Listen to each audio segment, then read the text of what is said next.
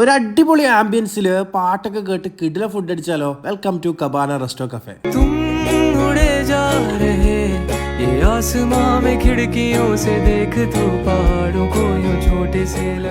ഫാമിലിയും ഫ്രണ്ട്സുമായിട്ട് വന്ന് റിലാക്സ് ചെയ്ത് ചില്ല് ചെയ്ത് ഒരു അടിപൊളി ഫുഡ് അടിക്കാൻ പറ്റിയ സ്പോട്ടാണ് പഴയങ്ങാടി മാടായിപ്പാറ റോഡിലുള്ള കബാന റെസ്റ്റോ കഫേ. കുട്ടികൾക്കും മുതിർന്നവർക്കും ഒരുപോലെ ഇഷ്ടപ്പെടുന്ന ആംബിയൻസ്, റിലാക്സ് ചെയ്യാനുള്ള സ്ഥലം, കിടിലം ഫുഡ്, പിന്നെ ലൈവ് മ്യൂസിക്കും.